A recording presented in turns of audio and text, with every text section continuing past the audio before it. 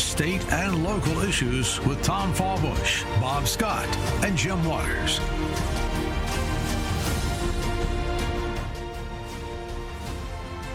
Good morning, Kentucky. Good morning. I'm Vladimir Aguilar. I'll be your host for today's show, and I got a few issues to address on this show today, but I'm not alone. So I'm bringing some special guests today to talk about some local issues that has been on the news for the last 24 hours on the community and especially on the news.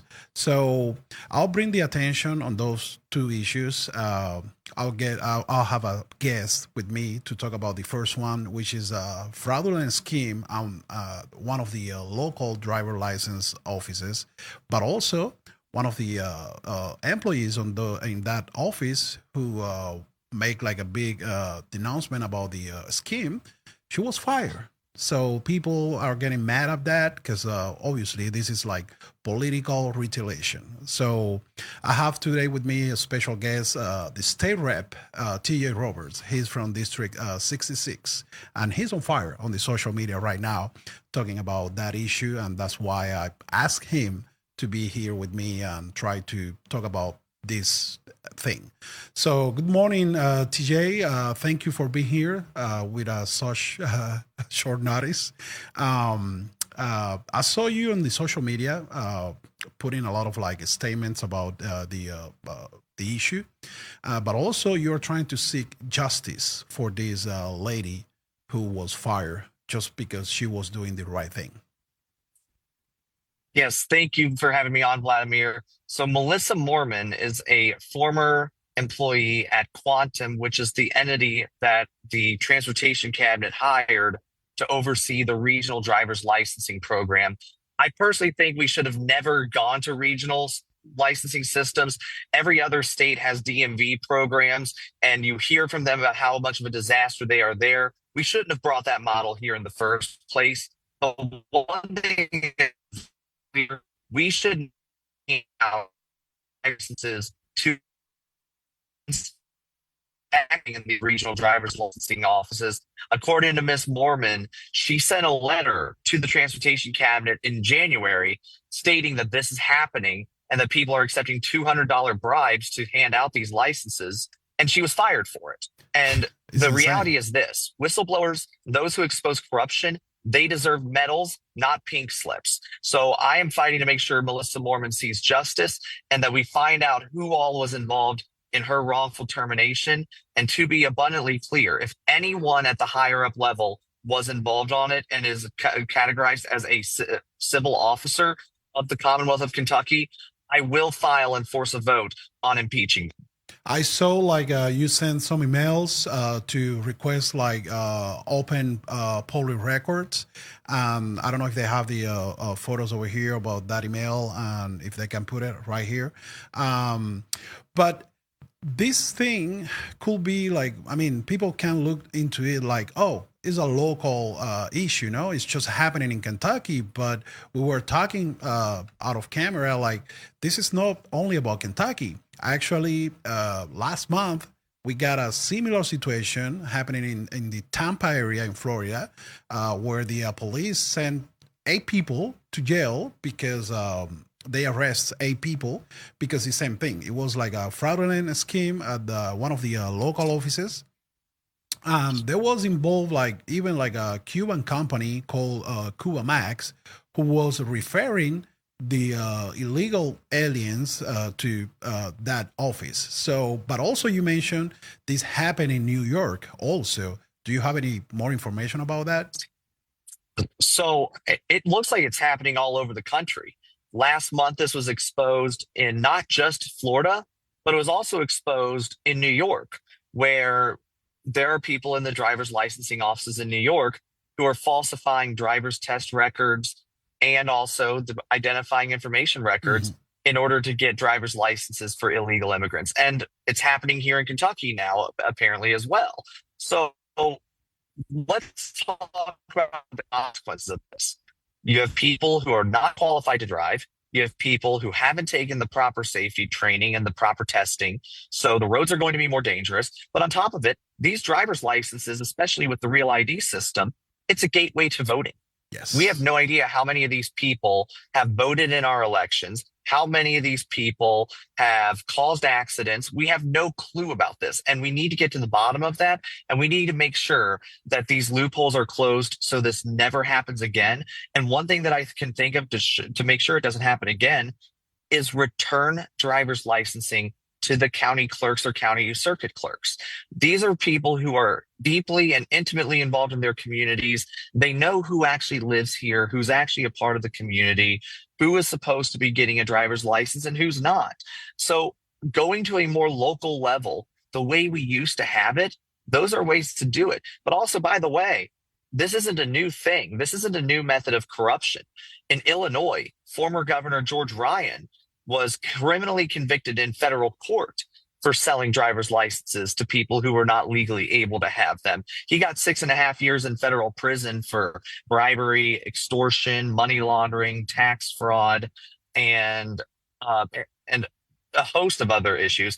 I think now, with the further development of case law, we can make the case that it's honest services fraud too. And I hope the Department of Justice investigates this to the fullest extent. And look, this isn't the first time Kentucky's been put on the map for aiding and abetting illegal immigrants. It's happening in higher education, where illegal immigrants are eligible for in-state tuition. That's a $20,000 per year taxpayer-funded subsidy to illegals. Fortunately, while my bill to get rid of that did not pass, the Department of Justice did take note of it, and they filed a federal lawsuit against Andy Beshear in order to stop it. And I'm anticipating some good news about that case in the very near future. But look, the thing is, unless we actually take measures to ensure that our laws are followed, Kentucky will become a sanctuary state under Andy Beshear's leadership, and that needs to be stopped immediately. We see it in our higher education. We see it in our driver's licensing. We're even seeing it in our justice system, where illegal immigrants are being released out on our streets, even after committing crimes as severe as assault on a police officer, repeat drunk driving, wanton endangerment. It's insane, and we have to get sensible immigration reform to ensure that everyone in America is here legally. Well, you bring the attention on a point that I really I'm trying to look into it on the second segment with you. You talk about the elections, something very important here, especially on the after the 2020, what we saw in the national elections, because I know as a fact, and actually, I remember one of the times I went to the license office to renew my license. They offered me to get registered without requiring any proof of, citizenship or nothing like that. And I say, like, how come this can happen, And that's something that I want to bring the attention on, because we know Kentucky as a fact. They had some issues back in the past with the voter rolls and all of that. I'm wondering how many of these people getting a license are on that, the voter list. So that's something that I want to address with you. But before going to that point, I would like to you bring more details about the case, about the lawsuit you just put with Andy Beshear, because I look into it. It was something that I really want to tell the people, like, let's put attention on this. Sure. So federal law prohibits giving illegal immigrants a benefit that is not available to every United States citizen or lawful resident. Despite that, Andy Beshear, through the Council on Post-Secondary Education, promulgated a regulation. We as a legislature never voted on this. This was executive branch lawmaking to say that illegal immigrants in Kentucky are entitled to in-state college tuition.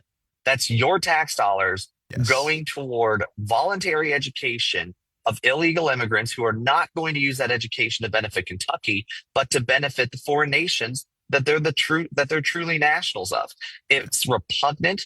I introduced legislation the second I found out about this, was House Bill 352, to get rid of in-state tuition for illegal immigrants, and also make it to where if a university does admit an illegal immigrant, knowing they're here illegally, and that illegal immigrant commits a crime against a Kentuckian, Yes. that Kentuckian could sue the university for damages. And in the event that the person passed away, the family would be able to do that to get justice for it. Unfortunately, that bill didn't move. We were in a short session, and the legislative process is designed to move slowly. So while I'm disappointed it didn't move, I understand why. But the fact is, the Department of Justice was very much monitoring that situation. And when my bill didn't pass, they got to work, and President Trump's administration filed a federal lawsuit against Andy Beshear, stating that it violates the Supremacy Clause of the United States Constitution and federal law to give in-state tuition to illegal immigrants.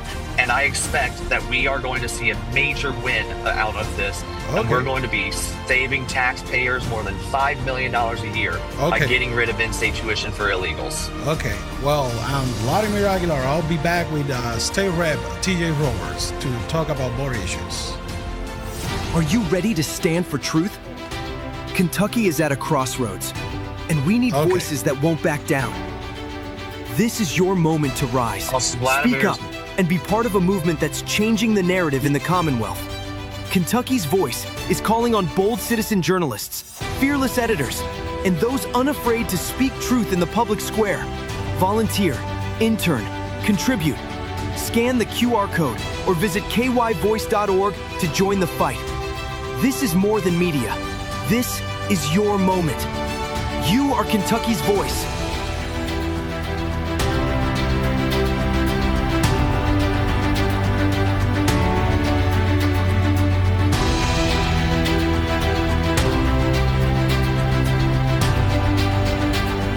At kyvoice.org. So we are back now. Remember, I'm Vladimir Aguilar, your host for today's show, but also we got a phone number that you can text to the radio station to think, what do you think about those issues that we are talking today? Is the 502-571-0970. So feel free to text whatever you think about those issues on the local license office as a fraudulent scheme. But also remember, we got with us today a special guest, TJ Roberts. He's the state rep from District 66. And he's bringing attention, a part of the local fraudulent scheme. He's bringing the attention on in a point that me as an immigrant, especially like a legal immigrant, I'm very worried about it. And I know as a fact that people in the community, on the Cuban community, are also worried about this issue. You mentioned before, TJ, about the local elections. These people who are provided with these fake, I will say fake IDs, they might be able to vote on the elections. And we know what's going on with the election voter rolls in Kentucky, especially in the last 5 years. I got a good friend of mine, Dr. Douglas Frank.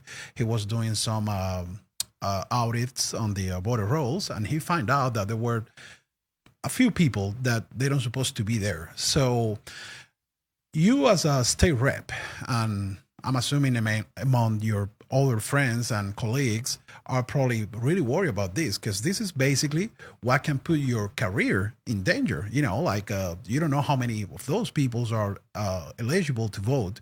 So bring me a little more attention on that to tell the people what's going on.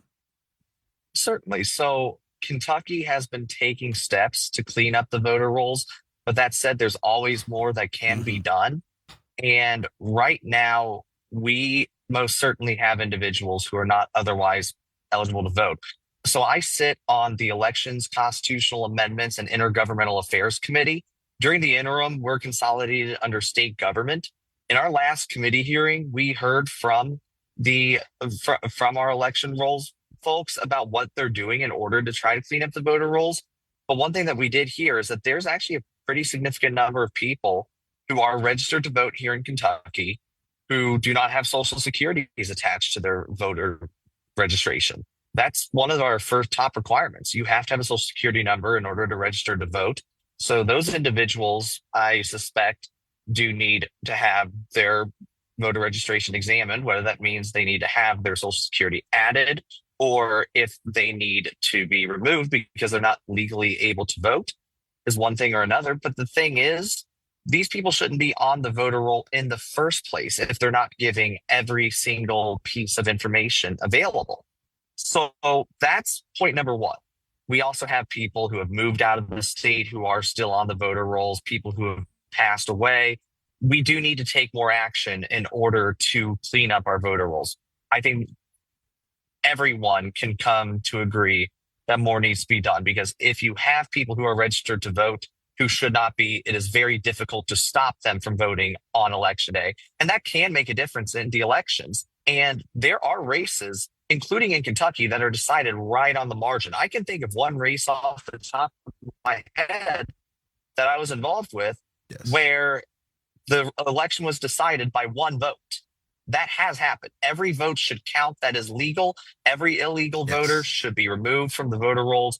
And frankly, it's a slap in the face to every person who is legally able to take part in our elections that there are ineligible voters, like this driver's license scheme. Our waiting lines are so long that it makes more sense for people to drive all the way up to Illinois to get a passport than it is for them to try to get an appointment for a real ID here in Kentucky. It's a slap in the face that illegals are able to skip the line by just giving $200 to a local bureaucrat that's almost certainly involved in a kickback scheme with someone way higher up. We need to clear out the corruption in Kentucky. And I'm glad you mentioned that, because I was one of those persons who has to drive to Illinois, to Chicago, to get my son's passport, because there were no way to get it through, other ways. So, but now that we are facing the real ID stuff, and everyone has to get a real ID in order to travel locally or domestic, will you think like that probably gonna bring a little bit of order to this issue? I don't think it is. These regional licensing offices are for real IDs.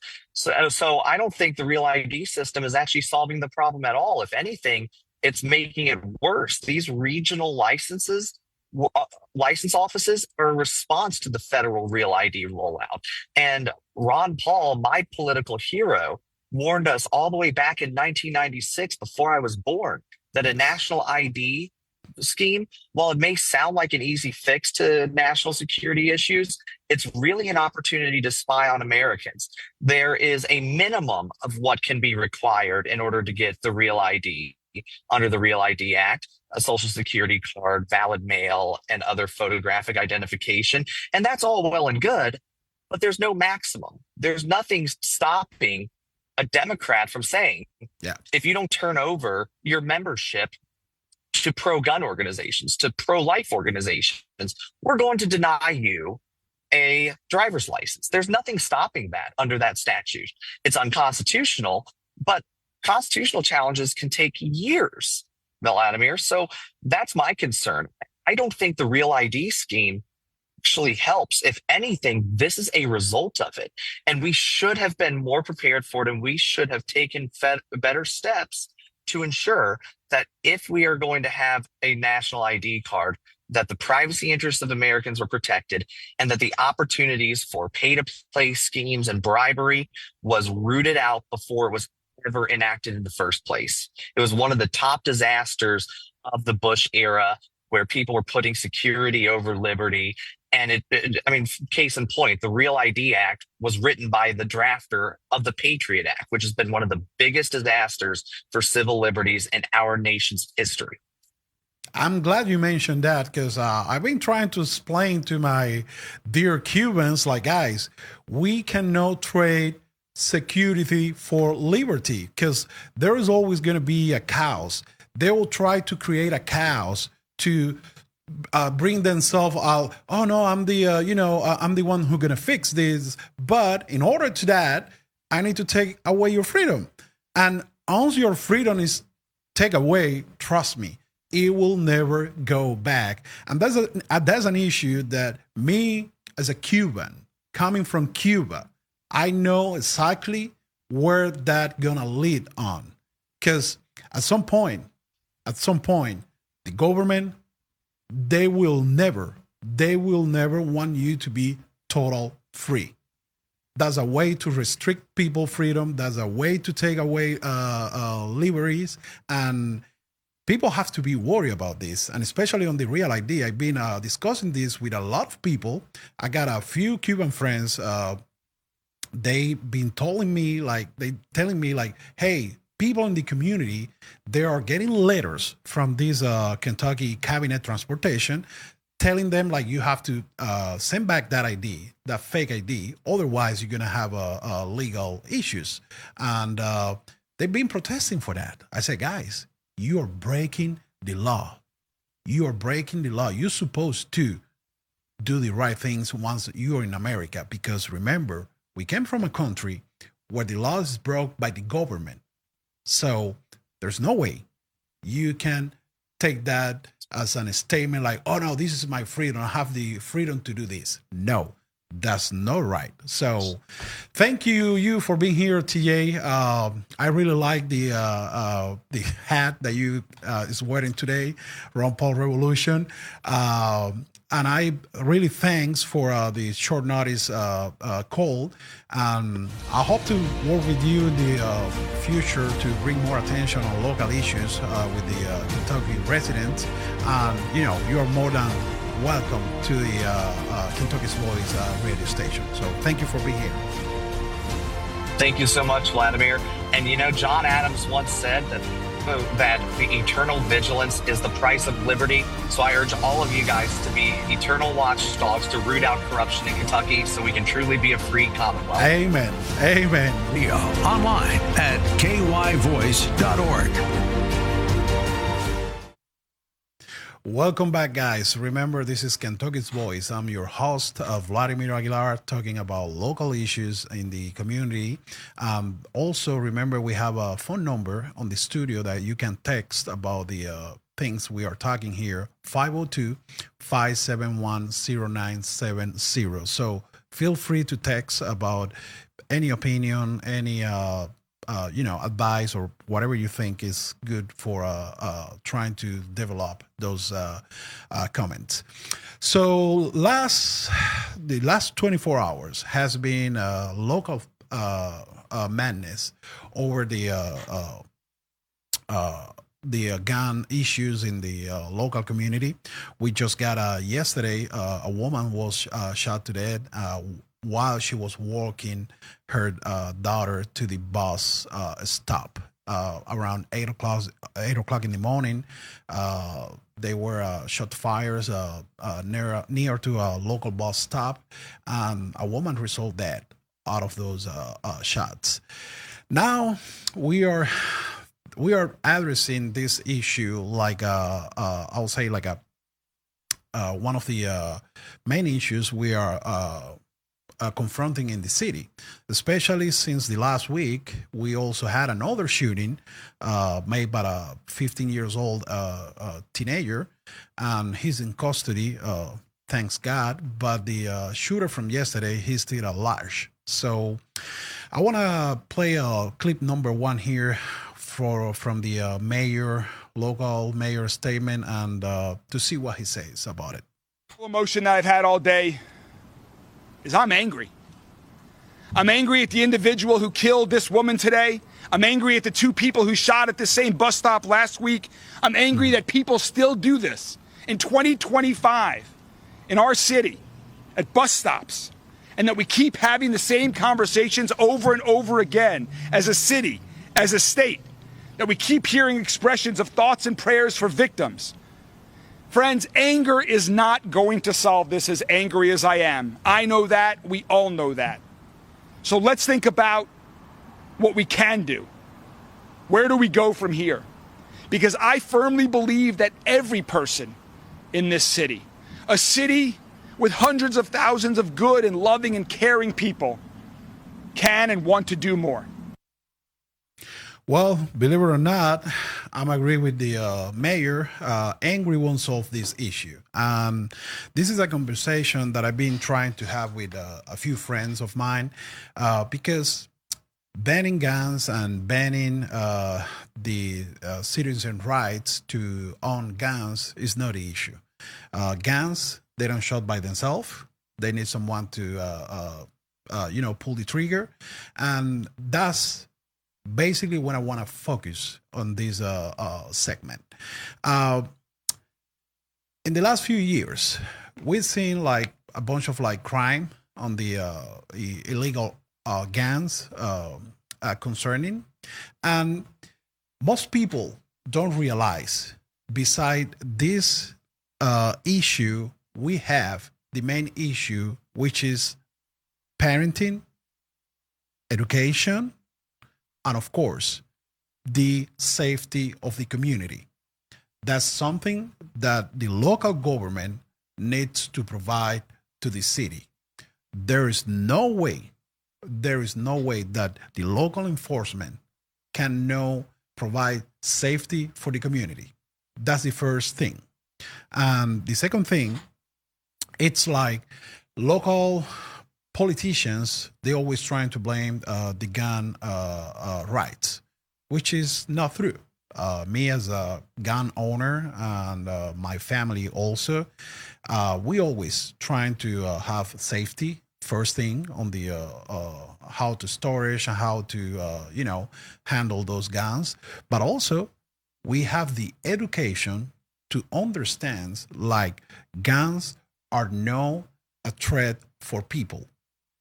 People are a threat for people. And that's something that I want to bring some attention, especially like now that we have local politicians running for the council positions. I have a good friend of mine, Jose Vasquez. He's one of the good people trying to bring more attention on this, and he's really working close with the local police department, LMPD. We were talking last night. I want him to be here with me today, but he couldn't make it. We were talking about this issue, the local safety for the communities. He points something that I really feel is the main issue on this, like local agendas from those politicians. They trying to leave the chaos happen because at some point they need to portray themselves like they are the salvation for the community. That's a thing that most people don't get it. And I'll be a little deeper on this. The socialist radical agenda is not even talking about gun safety. They are trying to blame the gun owners about these issues. Because the first thing, they will try to kill the education on the home. And they will never address the real issue with the home parenting. That's the first thing that I feel that we need to step into it. Like some of the single moms, they've been doing like a really great job. But some of them are just not paying attention to the kids. And I'm talking about the last week kid. He was 15 years old and he was arrested. Now he's facing 34 charges. That's something that you as a parent should avoid. I'm a proud parent of a 20 years old, soon 21 years old boy. And I brought him from Cuba when he was 17. But even when he was in Cuba, I was paying attention to his life. Because life, destiny, I couldn't be with him. I was paying attention to his life. That's a thing that no one want to talk about it. Parenting. I'm always blaming on the parenting because a strong home with strong values and strong principles, they can lead to a strong moral and person with convictions, and they know what's the right and what's the wrong. And this is the thing that we are seeing on our community, especially on those communities where those local politicians, they don't pay too much attention to the safety and the real issues that are affecting the community. But also, I would like to bring the attention on some stuff that has been happening here in Louisville in the last few years. And that's something that no one seems like they want to talk about it. It's about the local enforcement. I'll say the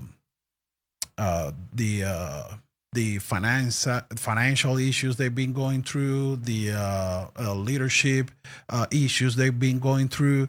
We saw in the last few years how they fire or some people quit because there were issues internally speaking, and that's something that needs to be fixed by the city. There's no way like community can take care of that. Yes, we do need more safety from the local enforcement, of course, but also we need the local government to take care about those internal issues within the local enforcement. That's something that I'm going to address on the last segment, because believe it or not, this could be all a mix of issues that lead to that woman get shot yesterday. JCPS has been putting some statements out there, the local educational system, especially sending some remarks on the fighting, the shoot fightings and all of that. But also JCPS has some issues in the past with the guns on the schools. I'm going to bring more attention on that in the next segment, because believe it or not, this is something that is affecting the community. And I feel parenting is the main, is the first security circle for this issue, but also the schools are the second security circle for this thing. So I'm going to bring more attention on that. Especially I'm going to bring a personal history. When my son was on the high school, on Eastern High School, what happened in that day, especially because they were trying to this issue, do not go outside there on the news, because of course no one's want to go through the bad press. But we need to talk about this, guys. We need to talk about this. This is our people life in danger, in the not even like, you're not on the right spot, on the wrong spot at the wrong time. No. You're just taking your kid to get the bull's call. So let's see what happens with that. I'm going to go deeper in the next segment, and I'm probably going to put some statements out there like people won't like, but I mean, the truth needs to be said. Believe it or not, that's the only thing that will make us free. God said that on the Bible, and I'm always trying to file that path. So remember, we got a phone number on the community in the studio that you probably want to text to 502-571-0970. Text me. Let me know what you think about all these local issues. Let me know what you think about the so-called, quote marks, so-called gun control, what the local politicians can do to try to solve those safety issues in the community. Remember, this is Kentucky's Voice. I'm Vladimir Aguilar, and I'm your host for today's show. I'll be back in about 1 minute to talk about more issues in the community.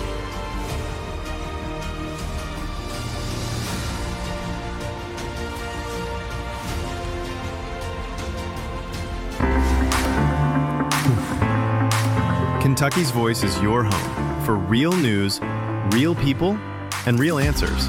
But we can't do it without you. Your financial support helps us bring truth to the forefront, hold leaders accountable, and give a voice to the people of the Commonwealth. Join the fight today. Give online at kyvoice.org or text KYVoice to 53555. Every gift makes a difference. Stand with us. Speak up. Stay strong.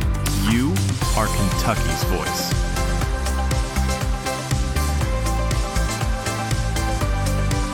Radio online at kyvoice.org. Welcome back, guys. I'm Vladimir Aguilar, your host for the show today. Remember, we got a phone number on the studio that you can text.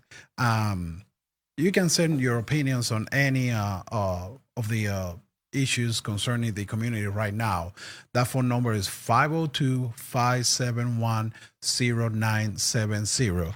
Today we are talking about the local issues we have with the gun violence related to the yesterday shooting of a woman who was walking her daughter to the bus stop around 8 o'clock in the morning. I want to remind you guys that the suspect is still at large. Like, the police arrest a teenager. He was a suspect of the shooting, but at the end of the day, around like 6 p.m., they release him because he has nothing to do with the shooting. So the suspect is still at large. Also, the local police department put a number out there that you probably want to call if you have any tips on this shooter.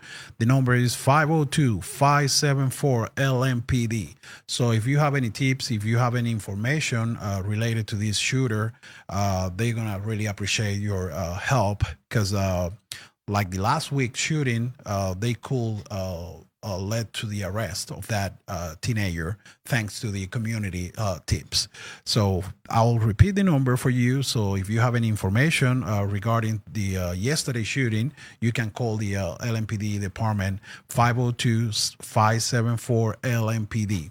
So bringing back the attention about these shootings, I remember a couple years ago, my son, he was attending Eastern High School. One day, I just received a text from him. Hey, Dad, there is an issue in the school. There were a fight between two students, and one of those students pulled up a gun. Of course, they had to call the police, and they have to lock down the school because safety and all of that. But that wasn't the first fight they were confronting in the school, because at some point there was another fight that a girl just pulled out a knife. So I'm asking myself, what is the safety we got for our kids at a school?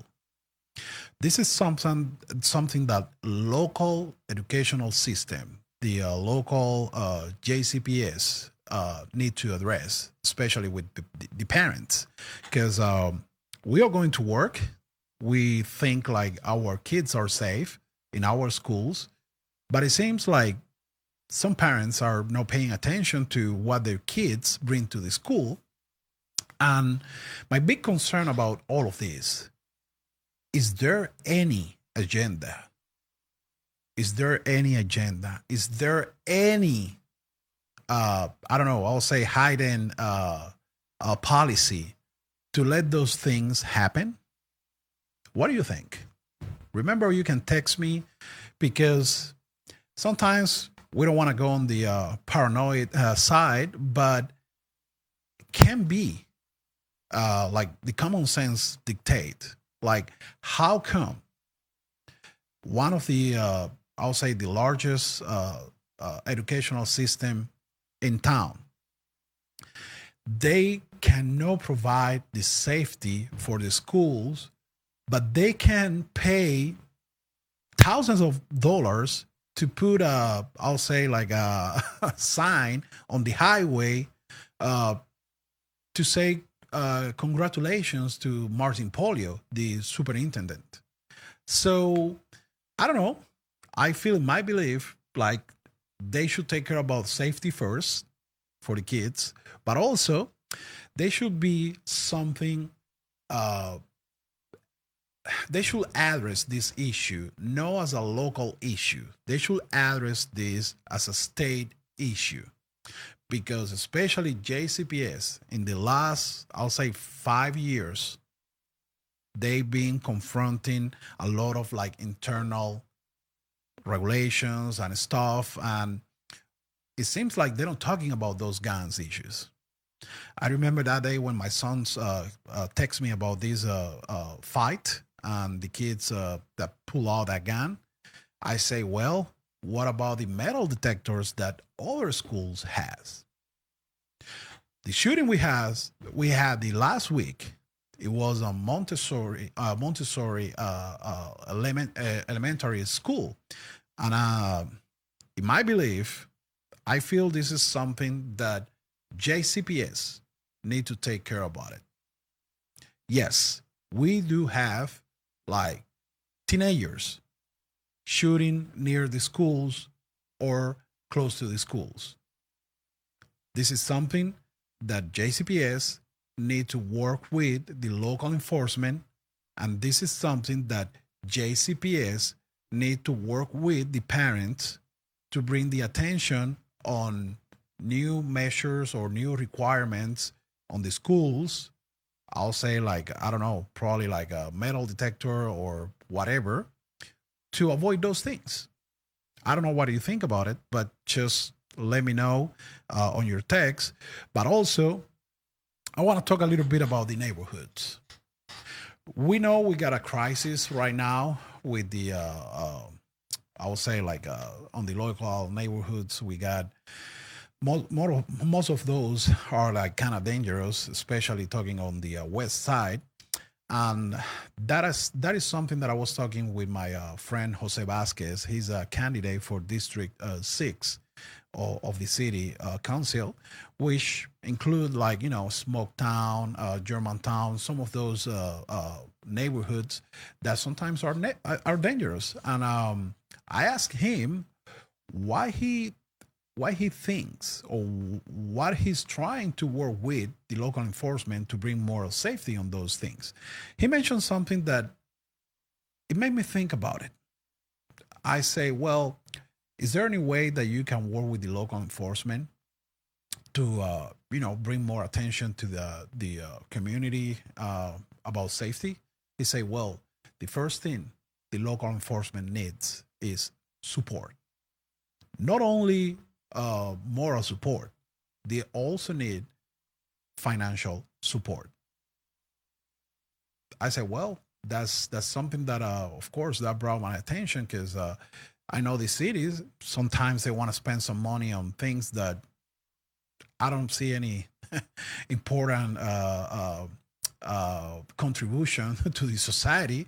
Like I remember those lights, the rainbow lights under the bridge, one of the bridges in the community. And I said, well, why all that money doesn't go to the local enforcement to, I don't know, probably have better pays or whatever, or more incentive to bring more people attracted to be a local enforcement officer. He mentioned like that's something that he's willing to work with, trying to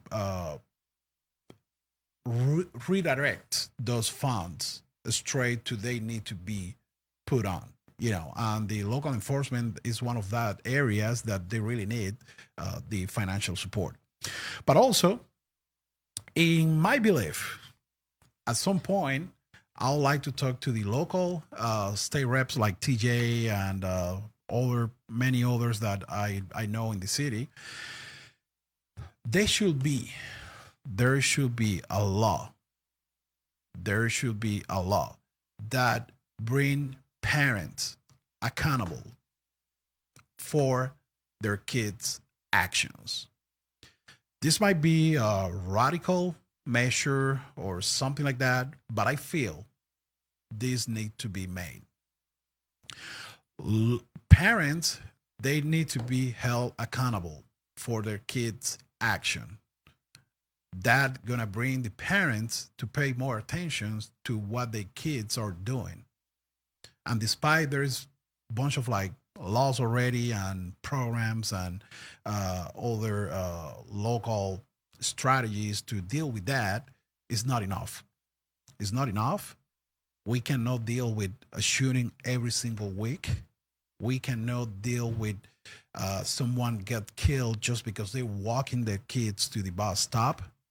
This need to stop one way or another. And trust me, restriction on gun rights is not the answer for it. I know as a fact that Kentucky is an open carry state, and when you hear about those shootings, they are more located on those places where the parenting is an issue. It's kind of weird to hear like a shooting in the middle of Western Kentucky or Northern Kentucky or, I don't know, Southern Kentucky. When you go to the big populations, especially when you go to those neighborhoods with parents are kind of like, we got a lack of good parenting on the neighborhood, then you get those shootings as a result of those things. So I don't know what you think about it, guys. You know, like me, we are just common citizens walking every single day in the streets of this city. We got our kids, we got our relative walking in this city. And of course, you don't want to get them shot. So let me know what you think about it. Remember, we got a phone number on the studio, 502-571-0970. This is Kentucky's Voice, the only, and I will say the only because I was trying to look into other ways to bring more attentions on the truth and through other stations, but of course, that would never happen because they don't want to hear the truth. And that's why I'll say, like, Kentucky's Voice is the only conservative new outlet media out there. So remember, whatever concerns you have, 502-571-0970. And I want to repeat that police number to, it's an anonymous tip line. So you don't have to say your name or nothing like that, if that feels better for you. So remember, this shooter from yesterday's shooting is still at large. The number is 502-571-LMPD. Just send a text or call them and if you have any information on that shooting. Remember, this is Kentucky's Voice. I'm Vladimir Aguilar, your host for today and probably for the next coming shows. Bye and God bless.